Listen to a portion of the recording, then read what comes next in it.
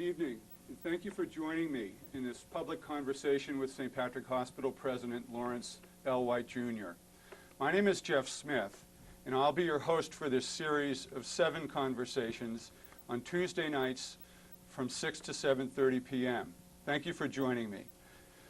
I'll get to my conversation with Mr. White in a minute, but first I want to tell 2 stories. The first one is that when I was 16 years old, I got my first first full-time job. It was a summer job after high school, and every morning I would get up and take the trolley to North Boston and work for the Massachusetts Turnpike Authority. I worked with a crew of about 6 other high school students, and we were supervised by a full-timer, a foreman, who was about 30 years our senior. And what was interesting about this was that we had the job of cleaning the ventilation ducts above the 2 tunnels that went underneath the harbor in Boston. A really ugly job, but very doable, especially for people who were 16 years old. But every day we procrastinated. With the foreman's blessings, we set up sentries at either side of the big fan buildings that we worked in, and we watched out for the boss. The phrase, "the boss is coming" or "Driscoll's coming," would send us running for brooms and would send us grabbing whatever was close by to look busy. We worked really hard, not doing anything most of the time, and would run like crazy to pick up implements of work when we needed to. I can remember a lot of false alarms, and I can never remember the boss actually coming to check on us. The whole summer we spent on heightened alert. At the same time we were bored out of our skulls. It was wrong. And what could I do? I was 16 years old. It was the system. It was the system's fault. I couldn't very well change the system, so I went along with it. And the conclusion that I came to about that summer was that it was harder doing nothing. It was harder pretending to work or finding things to occupy our times, living with the constant vigilance and watching and avoiding discovery and never really being at ease either physically or in a moral sense because we knew it was wrong what we were doing. What does this have to do with health care? Well, I think we're doing exactly the same thing right now with health care. We're working extremely hard avoiding the tough issues.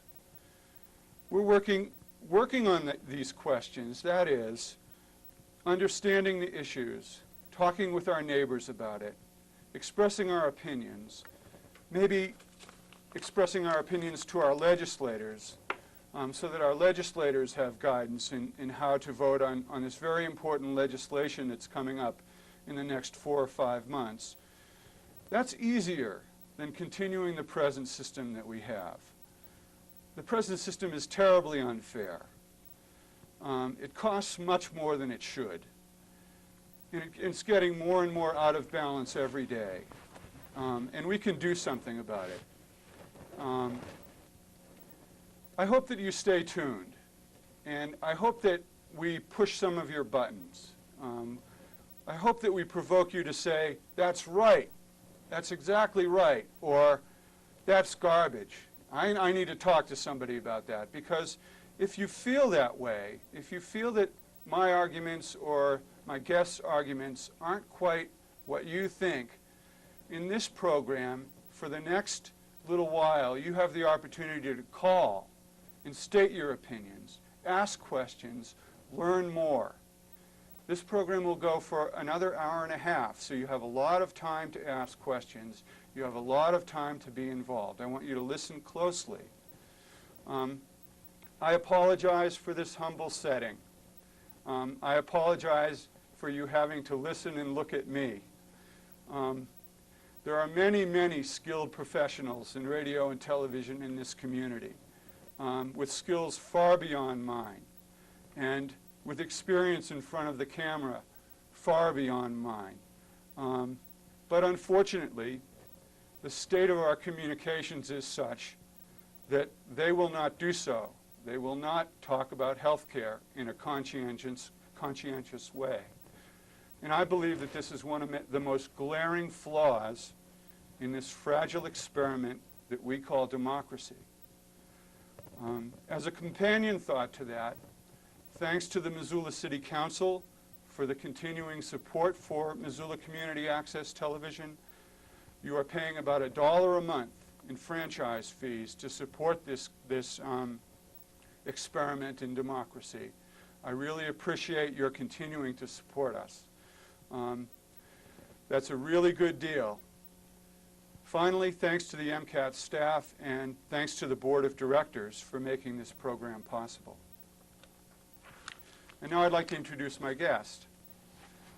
Larry White is a Minnesota native, attended the University of St. Thomas in St. Paul, and entered the Air Force after he graduated. Spent 8 years in the Air Force, including a year in Vietnam. His specialty was managing hospitals, and he did a good job. A commendation medal and a Bronze Star for his work with the Air Force.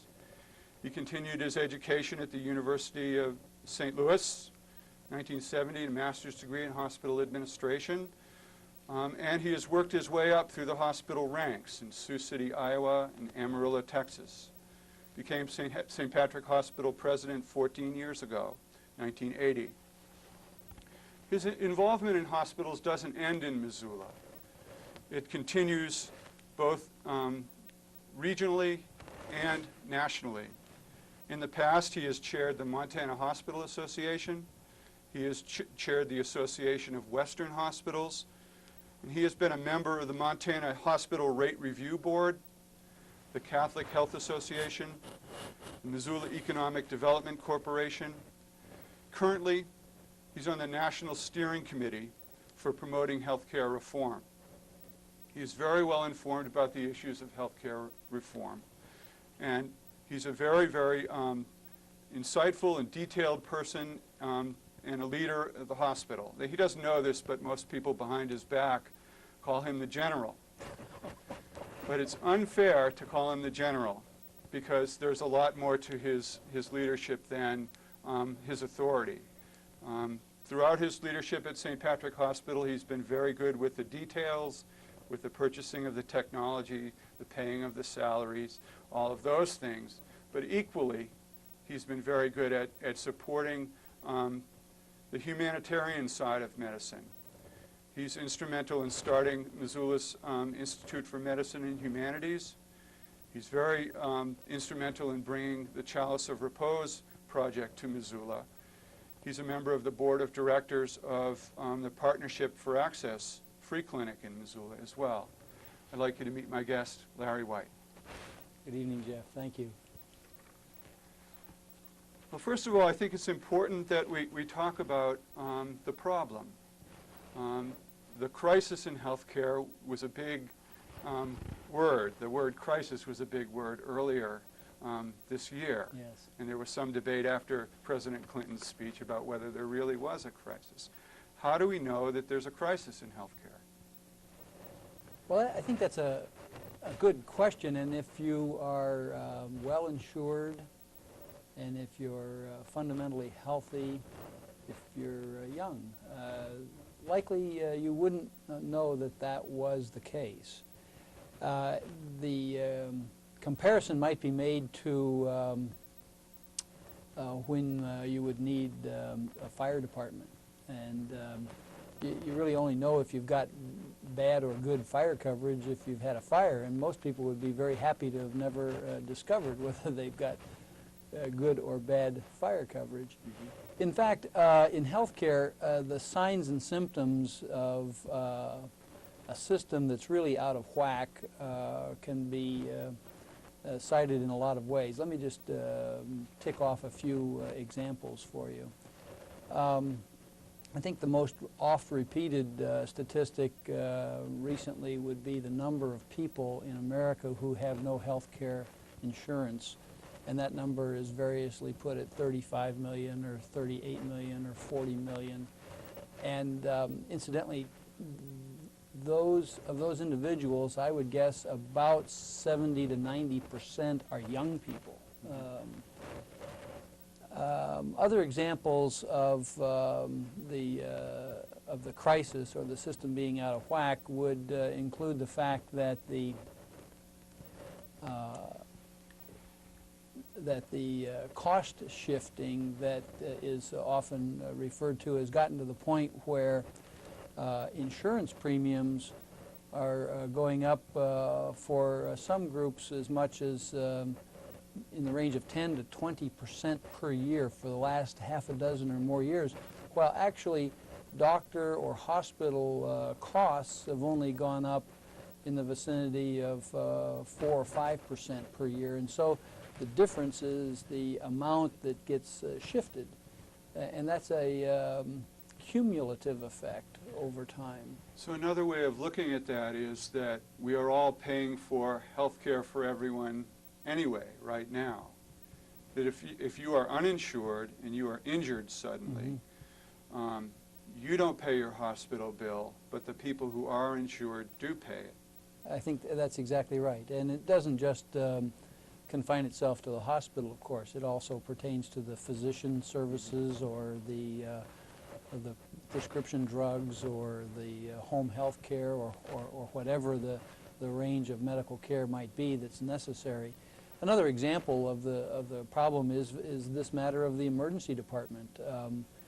I think that the people who work in emergency departments peg the percentage of bona fide emergencies to be somewhere in the vicinity of 20 to 40% of all ER visits, and the vast majority are individuals who are seeking basic medical care. And they're doing so because that's the portal of entry for them into the so-called system, as contrasted with the person who's got full and adequate medical insurance. They typically have a doctor, their own personal physician. They go to the doctor's office rather than to the hospital emergency department. So if I don't have insurance, I'm more likely, even if my child has a cold, a bad cold or a virus or a bacterial infection, to go to the emergency room to pick up an antibiotic rather than going to my family physician. Absolutely. And I think that the exception that you might find to that statement is this very unique service that we have available here in Missoula that's only very recently been able to expand beyond a small number of medically indigent people. I'm referring to the Partnership for Health program that you mentioned a minute ago.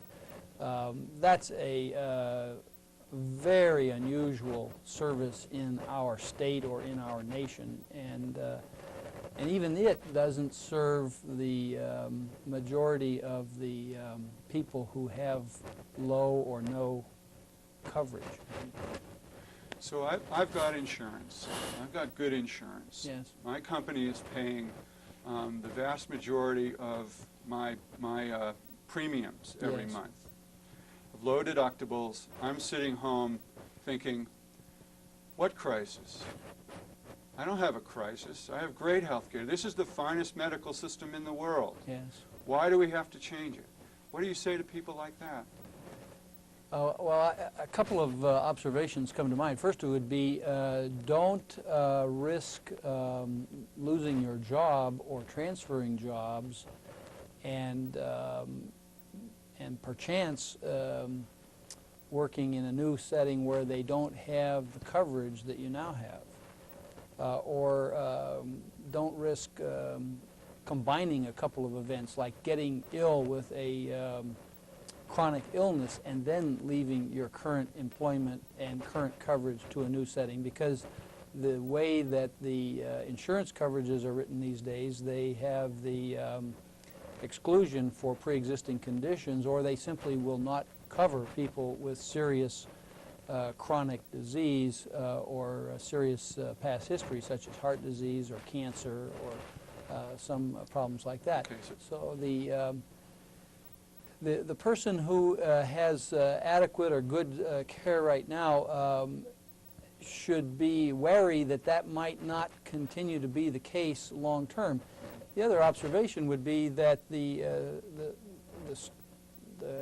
health coverage that is basically available for most Americans is through the employment, is through the job setting.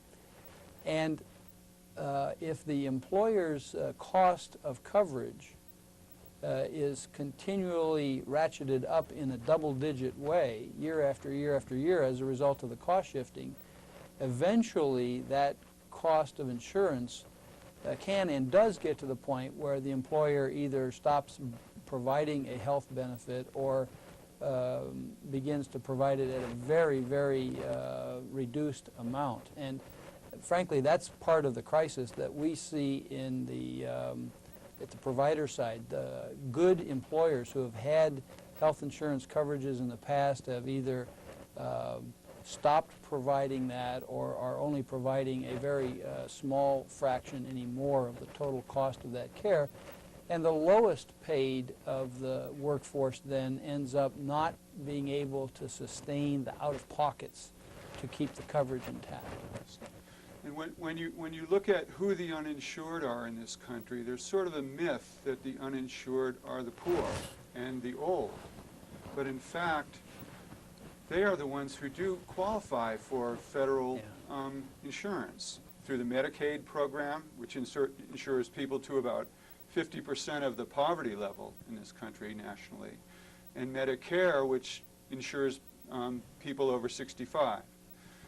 So who are the uninsured then if you've got the poor and the old covered, and you've got people who are working pretty good jobs with private insurance, who are uninsured?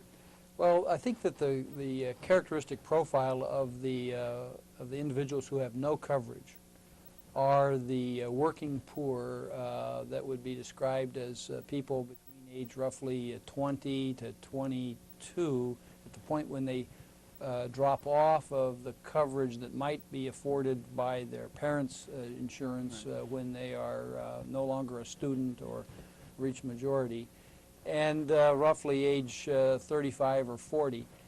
Vast majority are women and children. Children have very, very poor scope of coverage typically. Often the breadwinner of the family, and sometimes that's two of them, are given some level of health insurance by their employer. But the employee is expected to pay for the coverage for their dependents. And these are good firms that offer that kind of benefit. And if you're if you're at the low end of the pay scale, often that's a very difficult reach for people. So that's the kids in the family rather than the parents who have no insurance. Okay. If you're calling to ask some questions right now, we'd ask you to wait about 10, 15 minutes more. We have a couple of issues that we want to talk about, and then we'll flash the MCAT telephone number on your screen, and you can go ahead and ask all the questions you want. You have an hour to ask questions this evening. But I think there's an important time here where we can lay the foundation and get to know Larry White and understand his unique perspective on healthcare and healthcare reform.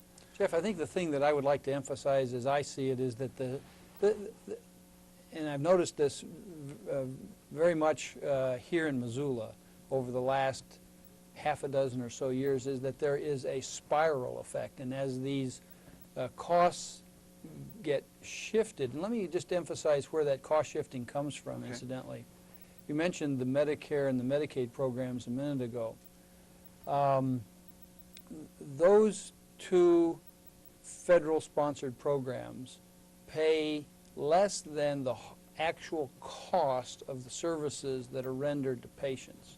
Now, people aren't denied care when they come to a doctor's office typically or when they come to a hospital. They're served. And yet the payment that the federal Medicare program has provided doctors and hospitals for the last half a dozen or more years, and the payments that the state Medicaid program for Care for the Poor has provided are less than the actual cost of providing services. And so the difference between what those government-run programs pay and what the costs are is shifted to the private sector. And the more that that shift has occurred, the less affordable the coverage has become, especially in the setting of group rating of health insurance rather than community rating.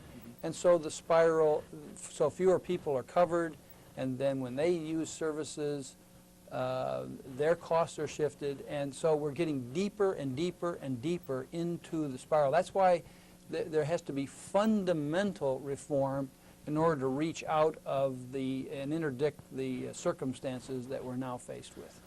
Well, I want to get to the fundamental reform, but I also want to make a couple of observations first. In the Missoula Community Health Profile that the Health Department has recently completed, they said that about 16% of Missoula County's population is uninsured right now. The New York Times reported this month that, or last month, that over the last 2 years, 25% of the population of this country, at one time or another during those 2 years, was uninsured. When we hear figures like 39 million, it's really hard to click into what does that mean to Missoula? What does that mean to us here? How do we relate to a kind of cold statistic? And I think the way you talked about that as a spiral occurring, more people are jumping ship, more people are without insurance. One study done by a small business interest research group called Small Business United. Actually, it's a lobbying organization in Washington, D.C. They polled their members. They asked their members how much their health insurance was increasing over the past year. And the average increase in private health insurance to small business in this organization was 22% last year. That was the average rise in cost. Yes. And then they qualified that with how many of the members had canceled insurance, how many had upped premium expenses, co-payments for employees, how many had upped deductibles. So from a comprehensive plan that provided many benefits, many of these firms were going to a catastrophic plan that the employee would pay for most of the hands-on health care coverage, Yes. and at what, $10,000 or something, or less, $5,000, then insurance would click in and pick up the rest. I don't know about you, but I don't have $5,000 lying around. So we have a crisis. What do we do now? If you could picture the kind of solution that you think would work without talking about the legislation that's pending, what kind of solution do you think we should head for? Well, Jeff, first, as I think about the problem, the context that we would think of this problem in would be in the world economy in developed Western civilization, and that's the comparison by which we measure what we're presently doing, and why are we become so shocked and embarrassed and embittered over the current condition, because no other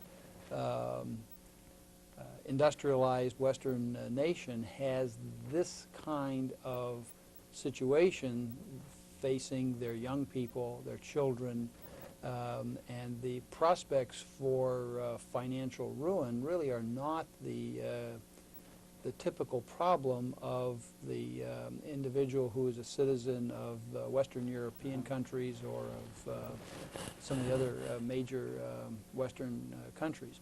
So the recipe that occurs to me, and this is certainly not my own thinking, but it's the ingredients that I think you read about when you start to think about the values or the characteristics of a reasonable health system for a nation would be, first of all, universal coverage, so that every person has a minimum benefits package of medical services that is theirs as a right, indeed a right. And that minimum benefits package of services that are covered has a grounding in a local community health plan. In other words, a medical structure that is locally controlled. Those are two other ingredients, two separate ingredients. And finally, that there is some reasonable, fair system of financing that whole system, which would include the appropriate combination of public and private payments, and the private being from the employer sector and from the individual. So those four are the real simplistic recipe that I would put for you. Okay, thank you.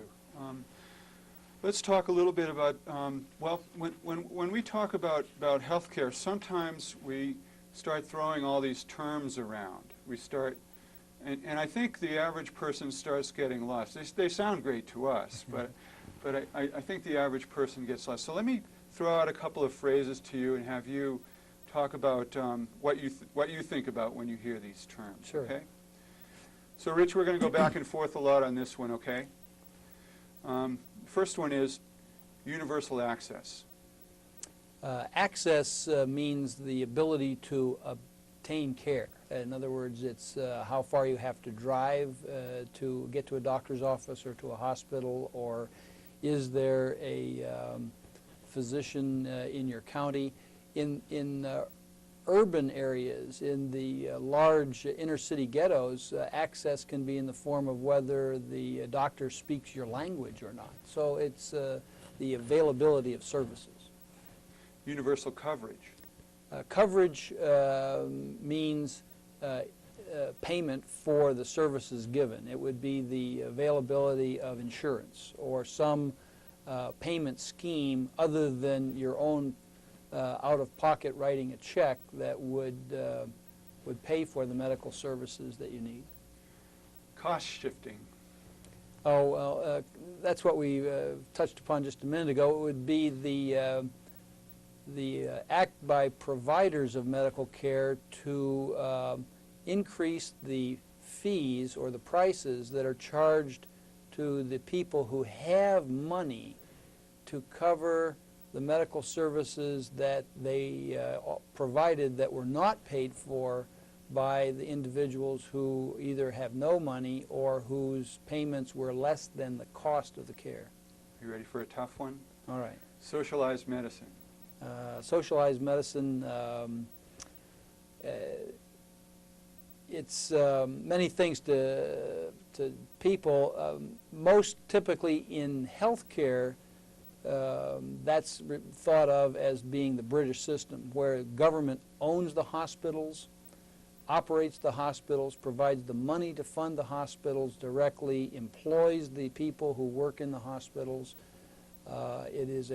It would be the same as the military medical system or the Veterans Administration system that we have in the United States. Medicare. Medicare is the program for providing coverage for persons who are over age 65, or in some cases under 65 who have suffered permanent disability. Medicaid. Medicaid is a system for paying for the medical services for the poor, as defined as some percentage of the of poverty, and usually that's about 50%, 75%, 100% of whatever the definition is of poverty level. The Cooper Bill in Congress right now. The Cooper Bill is the middle-of-the-road proposal for health reform that does not that brings a minimum benefits package, but does not require an employer mandate to obtain that benefits package. Somewhat to the right of the Clinton plan in the spectrum of health reform proposals. Okay, the bill in Congress sponsored by Robert Michael is the minority leader. Robert Michael bill is on the far right-hand end of the spectrum of liberal and conservative proposals for health reform. It basically provides for a individual responsibility. It does not offer a minimum benefits package. It would provide medical IRAs and other kinds of fiscal inducements to the individual person to purchase a health plan. The single-payer system. Congressman McDermott's bill is the single-payer system plan, and it is a proposal that would offer a minimum benefits package, universal coverage, and would have all of that funded through a central payment mechanism that would be government sponsored. In other words, it would fundamentally do away with insurance companies as we know them today in America. Often it's compared with the Canadian system, although I think that's perhaps a little bit of a simplistic comparison. And the Clinton plan. Well, that's probably the one that we've heard the most about because it's the one that has been given the most media attention. Frankly, it's the one that has the most known about it. As health plans go, the other four are much more sketchily written than the administration's proposal, and it, as you probably realize, has a universal coverage component, minimum benefits package, employer mandate. It requires purchasing alliances and community health plans. Okay, good. That's an A+. Rich, we can start opening the phones up now, if you like. Do you want to take some calls? Sure. Great. And of all the, we've got this broad spectrum now of proposals from a lot of well-meaning congressmen. You mentioned the spectrum from conservative to liberal. Yes. Congress has started talking about that in the subcommittees now. If you could predict what's going to happen, do you think the Clinton plan is going to pass unaffected? Do you think they're going to move toward the Cooper plan? What do you think the Congress is going to do here? Well, I want to qualify what my answer is by saying that I don't make a practice of being a political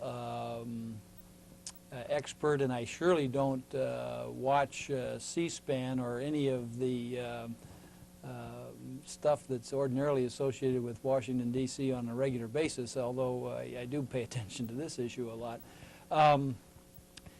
The administration plan assuredly will not be passed intact. In fact, the President has very, very openly asked for improvements in what he has proposed and is very willing to compromise on, I think, a great many or all of the ingredients save the famous universal coverage piece. The short answer would be probably some combination of the bills that are characterized as in the middle ground between the far left single-payer system proposal and the far right plan, which is the very, very minimal change over the current system. When you mentioned the complexity of the Clinton plan, and you know, recently I read a copy of the Congressional Budget Office study on the Clinton plan. Good for you, God. Yeah. How would you do that? Well, it's real interesting because A lot of people consider the Clinton plan. You know, you watch news commentators, and they will dismiss it now. They will say it's much too complicated to be passed. Yeah. Nobody understands it. But the Congressional Budget Office had an interesting description of the plan. They said it's called the Health Security Act, and they said the Health Security Act is unique among proposals to restructure the healthcare system, both because of its scope and its attention to detail. Some critics of the proposal maintain that it is too complex. A major reason for its complexity, however, is that the proposal outlines in legislation the steps that would actually have to be taken to accomplish its goals. No other proposal has come close to attempting this. Yes. Other healthcare proposals might appear equally complex if they provided the same level of detail as the administration on the implementation requirements. Yes, I've heard that very same comment about the administration's proposal, and I think most of the audience probably has, at one time or another in their lives, heard of the so-called intent of the Congress. Usually when Congress passes a bill, they don't write the law in its microscopic detail. They outline their intent, and then a regulatory agency, whether it's the Department of Defense or the Department of Labor or whatever the Department of the administration is, has to write the regulations to implement the law, and they interpret the intent of the Congress in doing so. And as I've been led to understand it, the Clinton proposal is attempting to eliminate any regulatory interpretation by having the intent of the Congress actually written out in detail. And as that commentary says, I think if each of the competing alternatives were to follow that same course, they would be equally detailed or complicated to read.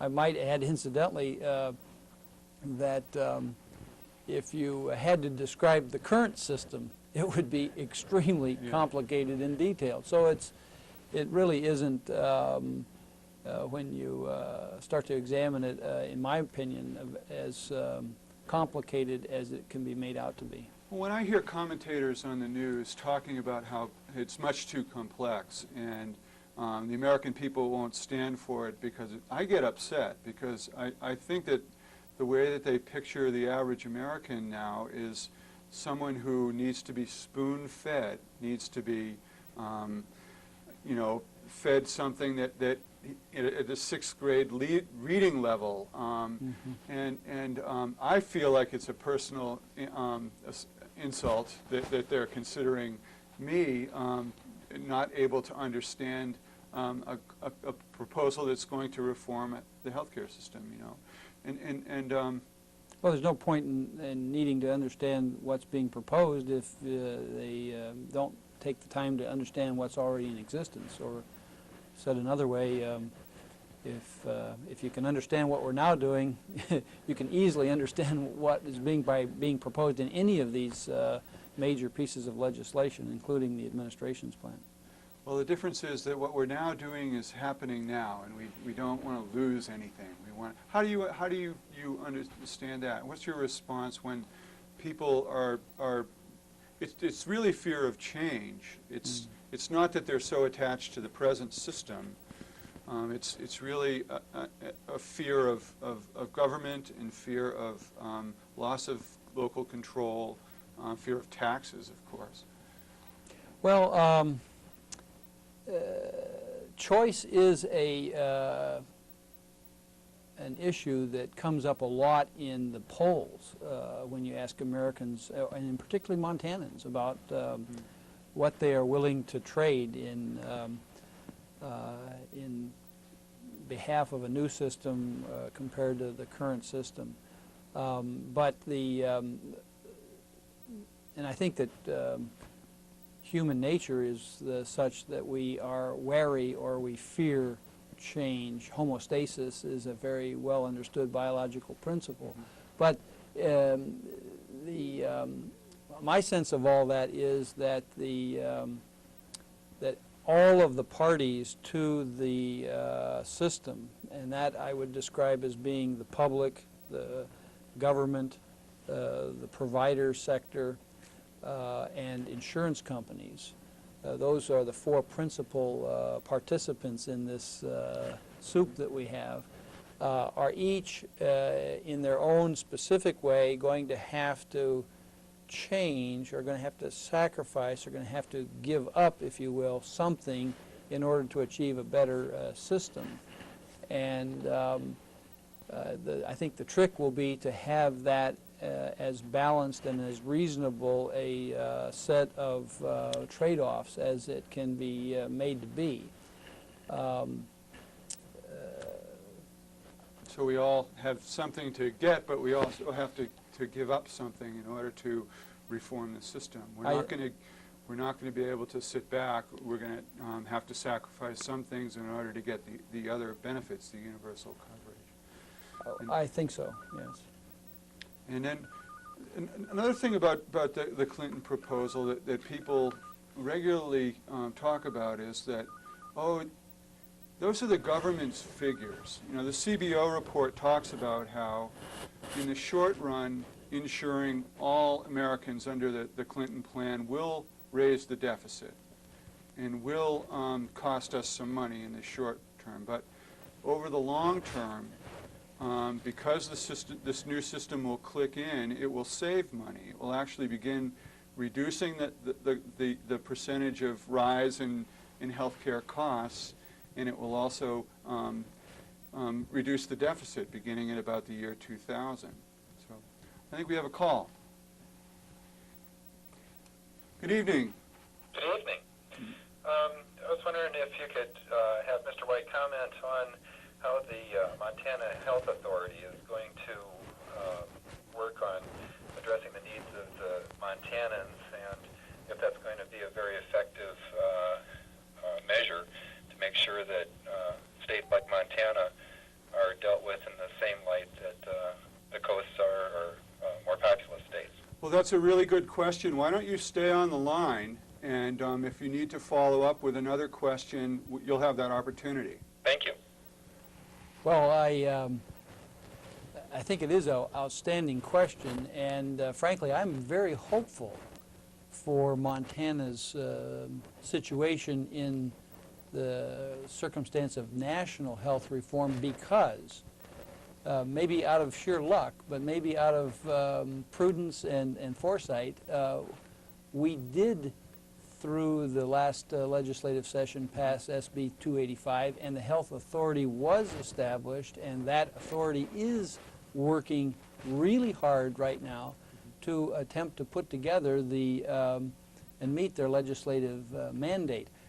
From what I understand about the proposals that have been put forth that are in the middle of the political spectrum, Jeff, state autonomy, local control as defined by state control over as many or all of the aspects of its delivery system is a very high profile, high priority piece of the proposal. From my contacts with the Montana congressional delegation, I know personally that that is a huge priority for our elected congressmen and senators, by virtue of the fact that Montana, as well as other parts of the rural West, are so very different from the more populous parts of our country, which is where the average national legislator is getting their point of view or their thinking. Okay, SB 285 came from a study commission that was established by Senator Baucus. Isn't that right? Headed by Martin Burke? Yes, I think that was its beginning, its basis, yes. And their proposal was to the Montana legislature to fund the healthcare authority, which were appointed individuals throughout the state, to come up with two separate plans, one of which was a single-payer program for Montana, and the other which was a private payer program. Do you want to talk? Multiple payer program. Multiple payer. Do you want to talk a little bit about what you expect to come out of that? Do you think they'll make their deadline? Well, I think they're working really hard to achieve that deadline. I really don't know quite so much about where they are in the authorship of bills. I think that the legislation that was that you referred to, 285, had a recipe that they expected each of the alternative proposals to speak to. In other words, universal coverage, minimum benefits package, so on and so forth. And so, and I think that that's a plausible task for them to complete. In fact, I think that, memory serves me, in roughly July, they will begin to circulate drafts of each of the proposals for public comment around Montana, so that by October, when they are needing to have them submitted for legislative consideration, they will have even had the benefit of public comment. Does that answer your question, caller? That does very well. Thank you very much. Thank you for calling. Thank you. Good evening. You're on the air. Yeah, hi. I think that some of the problems with the crisis in healthcare is a crisis in the medical profession itself. I remember when I was a kid, I'd get sick and I'd be able to go to bed, and the doctor would come over and take care of us. Now, as a parent, if my kids get sick, I have to call the doctor, make an appointment, go over to the doctor's office, wait around for an hour and a half. The doctor has many offices in their building filled with patients that are waiting for help. It's almost as if when you need medical care, you're walking into a machine that is just a money-making machine. In the now care, the same thing happens. You go to the now care in the mall and in the other places here in town, you still have to wait an awful long time. What is it? I'd like to know what happened and what's going to happen, and why isn't the medical profession addressing the crisis in the medical profession? I'm maybe I don't think I'm alone to think that I see the medical profession as just a money-making machine, and I can't get care when I need it for myself and my children. What I'm going to do is hang up now, so you can't get back to me. Okay? I'd just like to hear you speak. All right? Okay. All right, thanks. Okay. Bye. Well, my risk in responding to that is to appear that I'm wanting to defend the doctors and hospitals in too vigorous a way, and I do acknowledge that we have shortcomings in the way that medical services are delivered, and the dignity and the timeliness of that. For sure, we can do better. But having made that as a beginning comment, I guess I would just point out that for a physician to literally make a house call for all or even a substantial majority of their patients would increase the cost of the system beyond anything we could possibly imagine. In other words, the efficiencies in delivery will in part involve being able to speedily manage as many people an hour as you would if you were operating any other kind of business. Now, I guess the other point that I would offer is that if this individual has medical coverage, in other words, if they have insurance, Yeah, that's if they the have outstanding question is, was this person insured or not? Yeah. Presuming that this individual has coverage and has a doctor, their primary doctor, if that's the kind of service they're getting, I'd encourage them to shop around, because frankly my impression is that there is a great deal of attention today in the doctor's office to the length of time that a person has to wait, the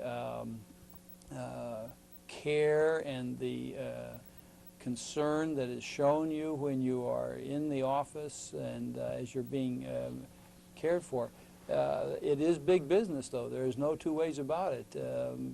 St. Patrick Hospital and the rest of the medical system of Missoula is a huge, huge enterprise. And that probably will never be different. So your advice to this person is to hang in there, shop around a little bit, find a more congenial physician for his family. Presuming that that's the nature of the problem. If it is a matter of coverage, then this person may be an example of where the system starts to grind to a halt, because frankly doctors will be less and less eager to have more and more non-pay patients or low-pay patients, full-pay patients, in which case they get shunted to the emergency departments and the now cares and so forth. Well, it also gets back to that medical divide that I talked about when I introduced you, that along with the high technology and the drugs to make his children well, the x-rays or CAT scans that might be necessary in an emergency, there needs to be a balance with the high touch, high tech and high touch. Absolutely. And if he feels that his physician or that he's not getting the sympathy or the empathy that he needs, maybe there's another personality out there that concentrates more on that. Yeah, I would agree with that. Yeah. Another call. Sure. Good evening, you're on the air. Yeah, this is a follow-up to the previous gentleman's question.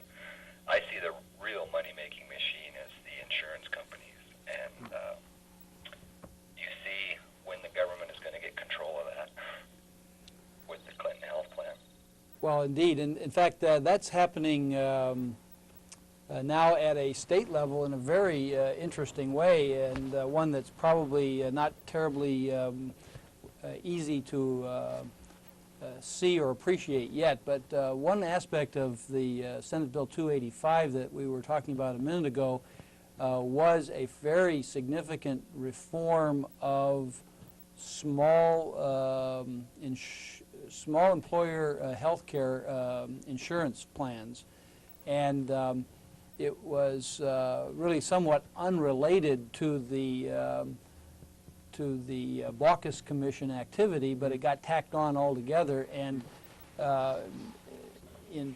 so at a state level and at a federal level, there is really significant focus on aspects of the crisis that are caused by insurance abuse, and I would characterize that most generally as the group rating activity as contrasted with community rating activity. And so I think you're going to see a whole lot of the regulation or legislation that will prevent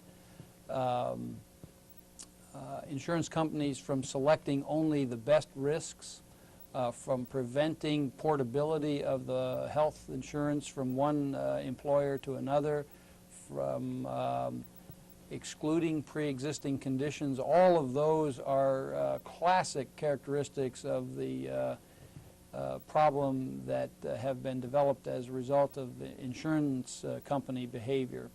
I might add, incidentally, that a great deal of the criticism of the health reform proposals, particularly the Clinton plan, has been mounted by the insurance industry as for these very reasons. And yet I would go on, just to be fair and well-rounded in the reporting, I think that some of the major insurance companies in the United States, and including Blue Cross Blue Shield, have not been against reform. They have actually been very much in favor of it, because those big companies end up really getting a disadvantageous position in the marketplace compared to some of the smaller ones that take niche or boutique positions. Well, caller, I'd like to focus your attention on not next week's program, but the program on April 19th, when 3 insurance agents, 2 independent insurance agents from Missoula, and Bob Wutke, who's the president of Western States Insurance, will be my guests. Great. So you can ask them some questions right there, and they really have some legitimate opinions and some real legitimate perspective on health reform for their own industry. I think you'll find it very interesting. I'll mark the date. Thank you. Good evening, you're on the air. I'm on the air? You are. Yes. I am interested in what is going to be talked about in terms of prevention. Now, I know from the Oregon system, I have a friend there, that you are called in annually if you don't show up for your annual. And is there any of this included in any of the plans? Prevention is the real key to what we're going to do to change the cost of medical care. Thank you very much. That's a good question. I know of no provider, I know of no responsible physician or healthcare executive who doesn't completely agree with that position. The practical problem that befalls the current system from a very, very practical and even crass point of view is that no one gets paid to do prevention. Absolutely none.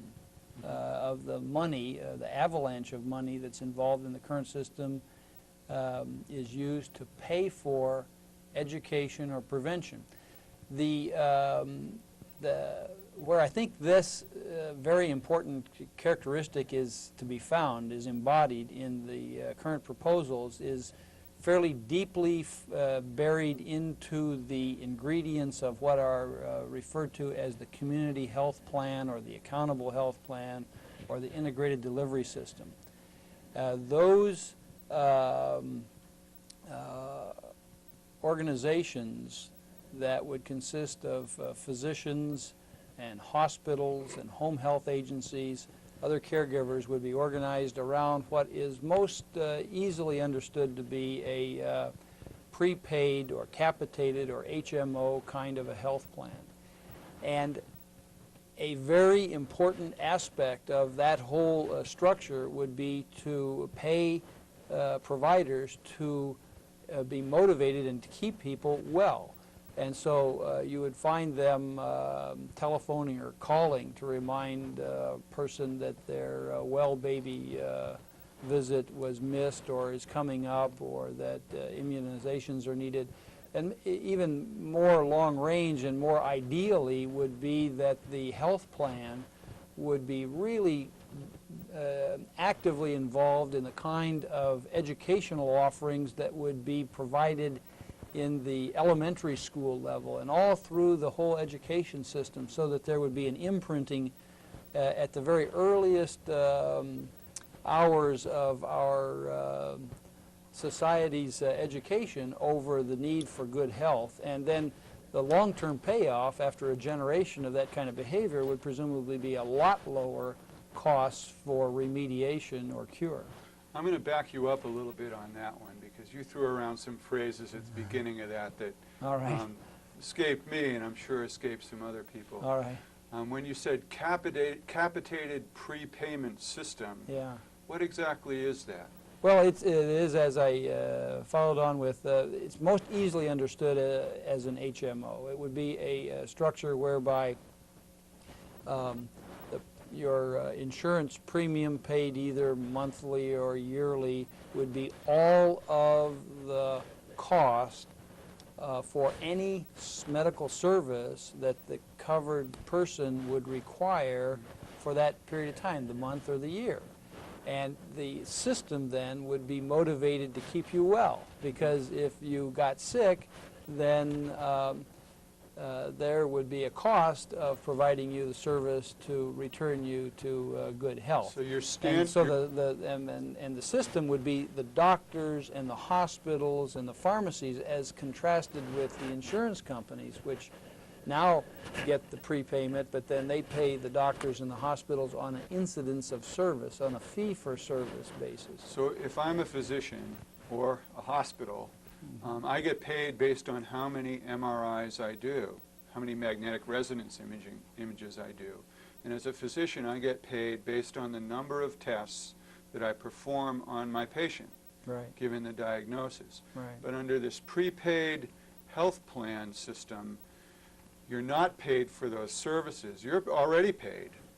You've been paid at the beginning of the year. That's right. And it doesn't benefit you to give an unnecessary test. It benefits you to check up and make sure that that child is immunized, Yes. or to make sure that that child has a well-child check once a year or every 6 months. That's And you right. catch the infection early rather than letting the infection go, and instead of you know, a $3 ampicillin prescription, you've got pneumonia and you've got a hospital charge and things like that. That's So- right, yeah. It's not a very radical idea either. I mean, these are very, very commonplace systems in good many parts of our country today, not very widespread in rural areas. So if we were to adapt it to a rural area, what would that look like? I know we haven't talked at all about the idea of different facilities in western Montana, different hospitals and different providers cooperating to bring on a system like this. But there have been rumors in the newspaper and elsewhere that St. Pat's and Community Hospital have talked about some kind of agreement, cooperative agreement. Do you want to talk about that? Well, I could. Do we have any other callers that are waiting? No. Okay.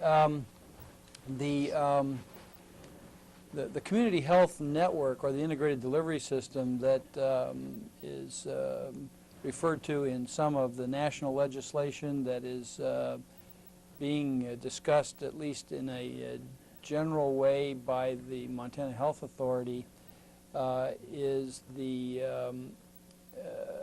needing to be invented for areas like western Montana, because frankly where these models exist today are mostly in larger urban areas. But in fact, the invention of this is really, I think, a delicious opportunity, because it affords the medical community, in combination with the civic leaders and community citizens who are interested, to fashion a structure that would really have a responsibility for the health care of a very, very large geographic area, a great many, if not all of the people, if you will, of Missoula or western Montana. And that's a very, very major different system over what we have today, but frankly one that's kind of exciting to imagine, and most of the people who have thought about that kind of a system in any length can readily agree that that would be an ideal to move for.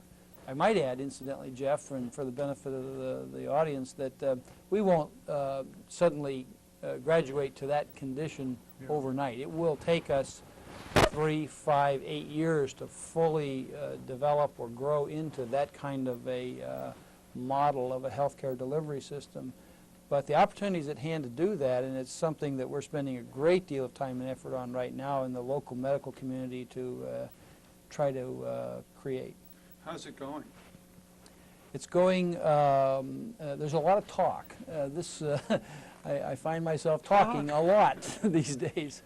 And in part it's a talk over understanding the vision and being clear about ideas and about definitions and about goals and about what the problems are. And so each person, particularly each different physician, has experienced or sees that structure in a somewhat different way, logically.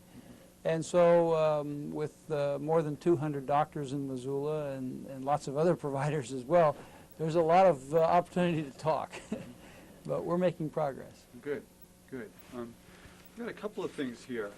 You know, you mentioned the insurance companies and they're taking on the Clinton plan, being threatened by the Clinton plan. Yes. I've got a copy of Advertising Age. It's February 14th. Do you want to get a shot of that? And if you look down below, you've got Harry and Louise versus Billary, which is an article of, about the ads that the, let's see there, it's the Health Insurance Association of America. Yes. And they hired an advertising agency, Goddard Clausen. Yes. Yeah. And if you, I've never seen those. Have you seen them? I have not. I've read about them, I've heard about them, but I've never actually seen one. But basically, the plot is that you're at home and you're well insured and you're sitting there and you're saying that the federal government's going to do what? They're going to change this wonderful system that we have? Well, the Advertising Age asked a few people who are involved in healthcare reform to comment on that report. And one of the persons that they asked was Ira Magaziner, and you've met Ira Magaziner. I have. He's a very, very eloquent speaker. I bet he filleted them. He said, he's President Clinton's chief healthcare advisor, spoke in Bozeman the end of January. And he said, quote, "The ads are misleading, designed to scare people. I don't think they help us move toward constructive healthcare reform. But if you spend $15 million on advertising, you'll have some effect. And the ads are well made. So they have an effect. We think a harmful effect, a misleading effect." And they asked Huey Reinhardt, who's a professor of political economy at Princeton University and a person who spent his career looking at healthcare economy, what he thought about them. And he actually rated these commercials on a truth scale, a scale of 1 to 10, and he gave them a 4. And he said, quote, "But being truthful is not the game of advertising. It's hard to call them outright lies, but," and that was where he gave up his comment. Yeah, I might add, Jeff, that the Health Insurance Association of America, that the organization that you referred to, had about 2 months ago, I think just before some of these ads began to air, had a significant defection from its ranks of some major insurance companies in the United States who concluded that the aims and the goals of that association no longer coincided with their corporate position. And so, to their credit, a number of the more reputable, bigger insurance companies in the United States are no longer associated with that organization. And then, you know, we've got, you know, one of the things that occurs to me about this current debate, and this debate has been going on since when? Since the early 1910s, yes. Universal health care, universal Yes. coverage was first proposed.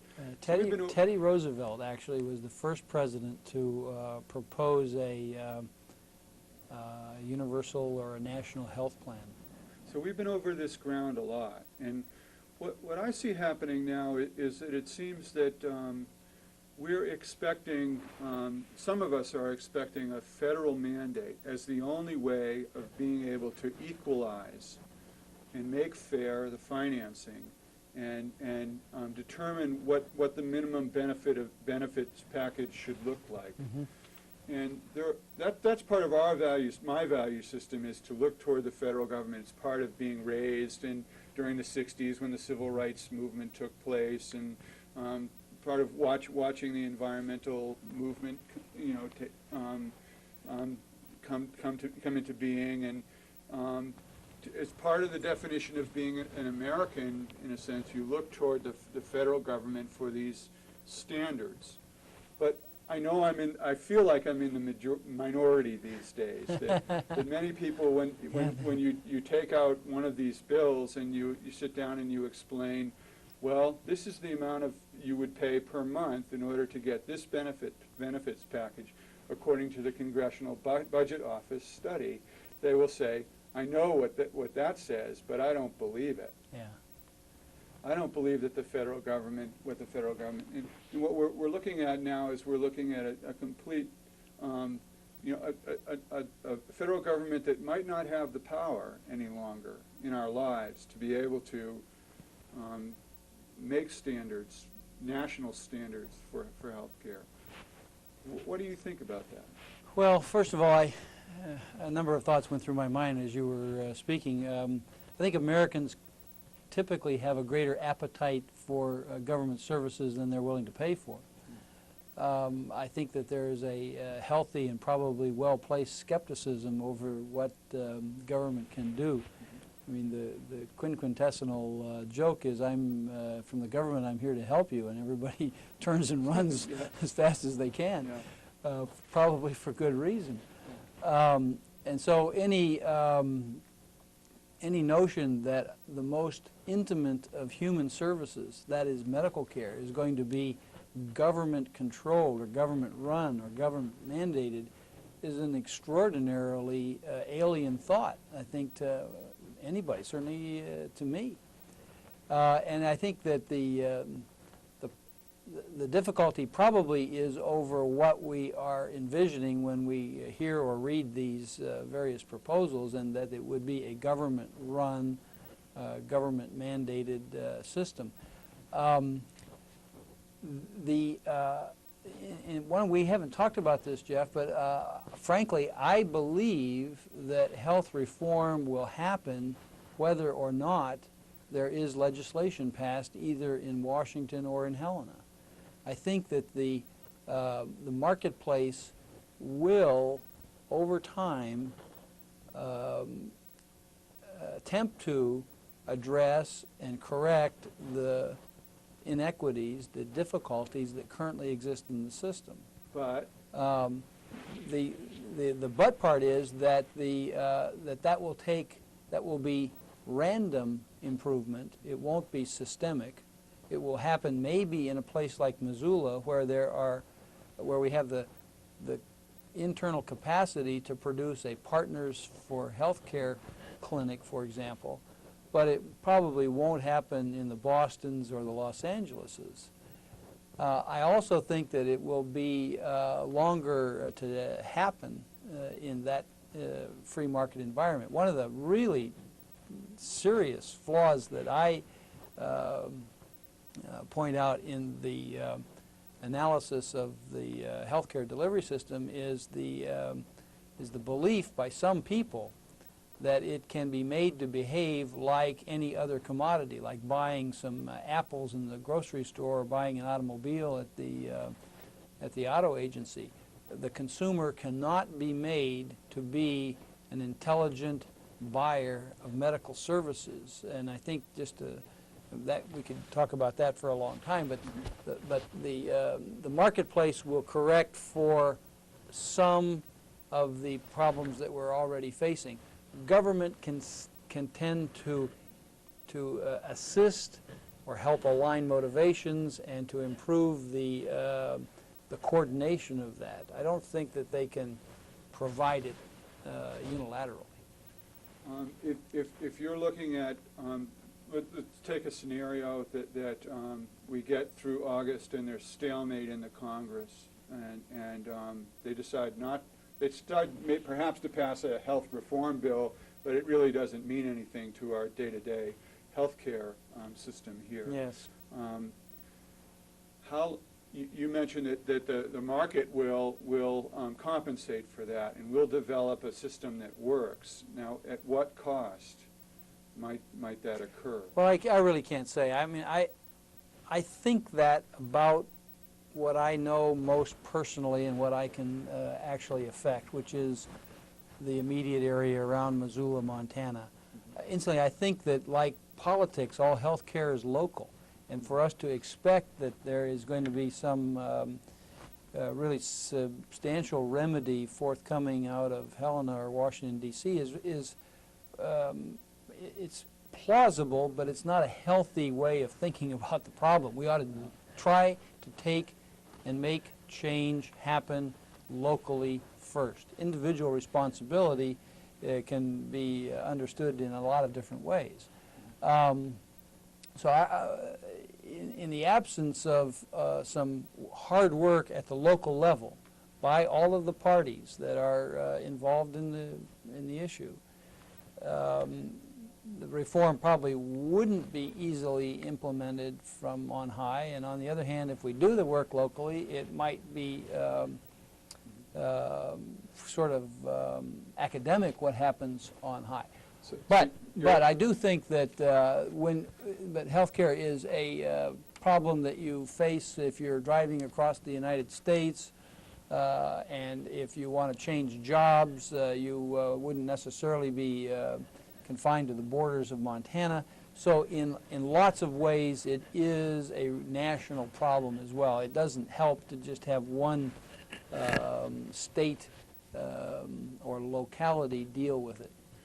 So you're feeling that it's an eventuality here in Missoula, and as long as the federal government doesn't get in the way, we'll evolve something here. We could use their help in some standard setting, but even in, if that does not occur, we are going to do something here anyway. That's a tremendously energizing point of view.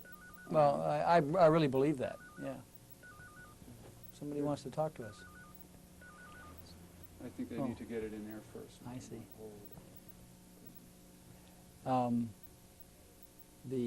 Let's see, one aspect of what we were just talking about.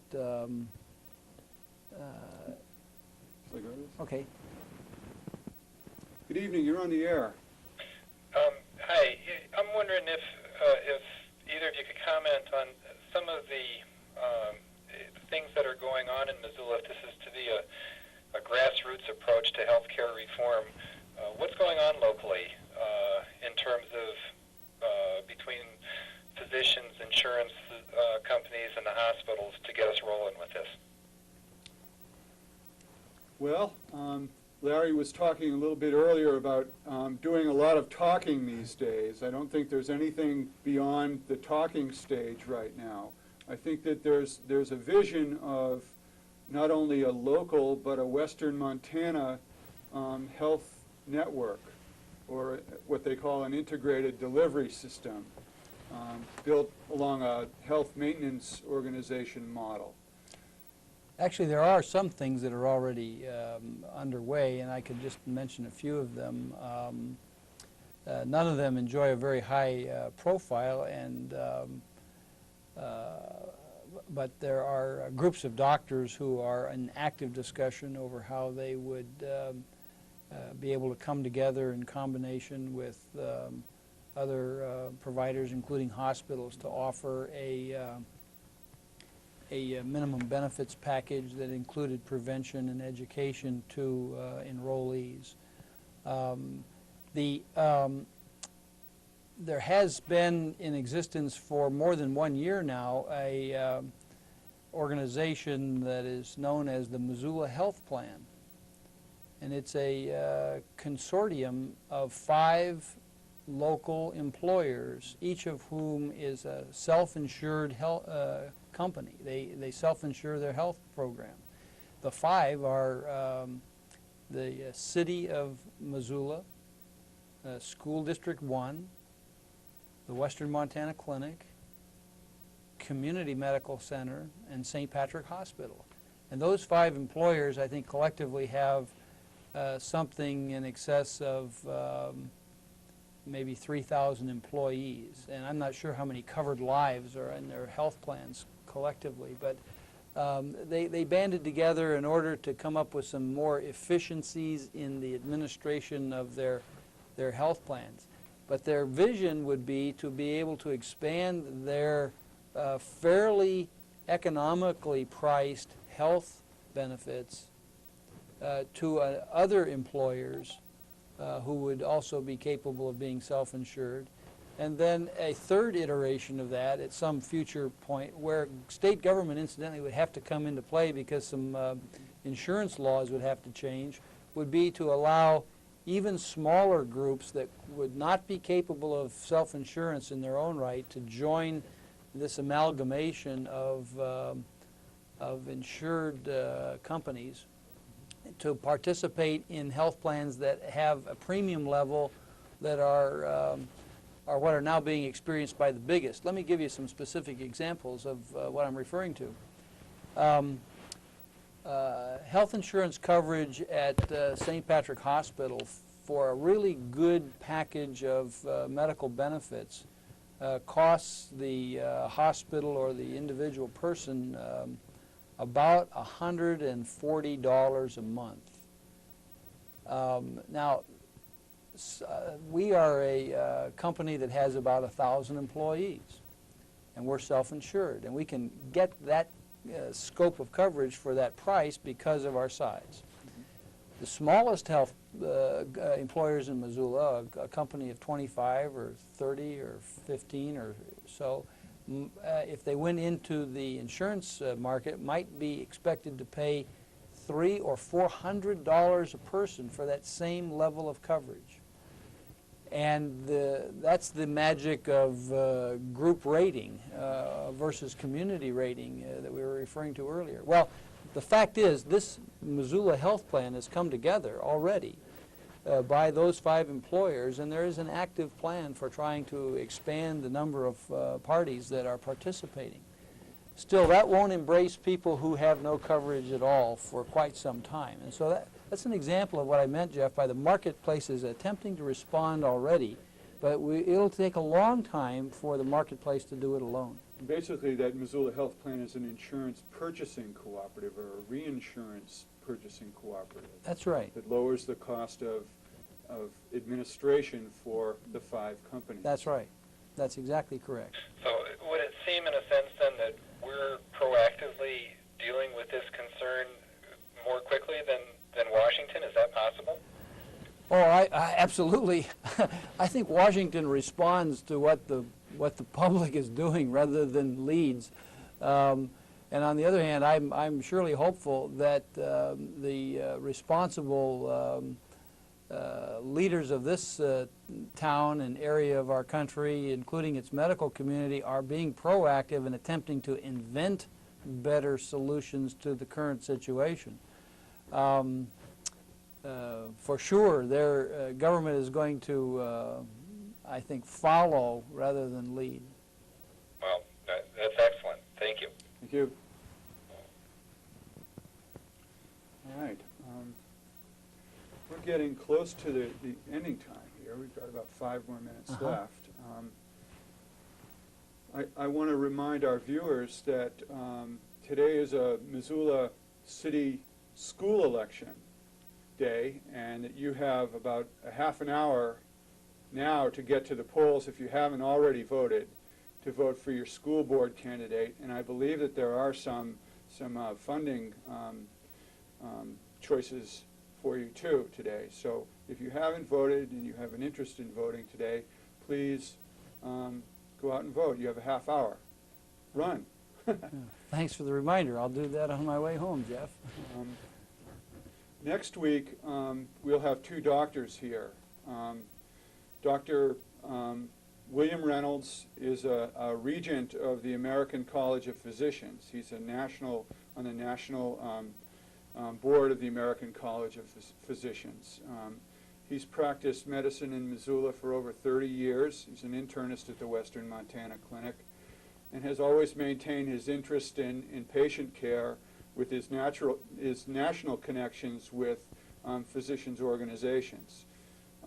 The American College of Physicians is very interesting because they have taken some very controversial stands in support of the Clinton administration's program, and a certain percentage of the American College of Physicians supports a single-payer, a Canadian-style plan. So he's one of my guests. And my other guest is Dr. Hal Brown. He has practiced cardiology in Missoula since 1955, and retired in 1992. But most guys, when they retire, will pick up a fishing pole, and that is the exact last thing that Hal Brown would think about doing. As soon as he retired, he got involved in starting the Partnership for Access Clinic in Missoula. Sometimes we have our local stalemate in Missoula where we feel like the opinions are much too strong to get anything done. But Hal Brown worked behind the scenes with the entire medical community, and then worked behind the scenes with our elected officials, both in the county and in the city, and worked with the hospital and hospital administration to begin a clinic for people who lack insurance in Missoula. And he was tremendously successful in a very, very short time. So I want to talk to this political mover and shaker next week. And also he cuts that with an interest in cost control in healthcare.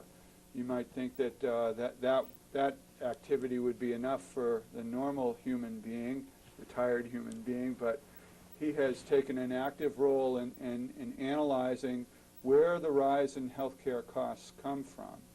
Do they come from administration, the wastefulness, or do they come from the cost of technology? He has some very strong opinions on where the rise in costs are coming from and how we as a society need to begin talking about that, what we need to do. Larry, thank you for taking your time out of your busy schedule to come here. Thank you for the invitation, Jeff. I'm glad to be here. I'd like to thank Rich Doyle for directing and his crew, McCarthy Coyle, Sam Bernofsky, Nate Smith, who's an assistant director tonight, and Julie Smith, who was the audio engineer. We'll see you all next week. Thank you for tuning in.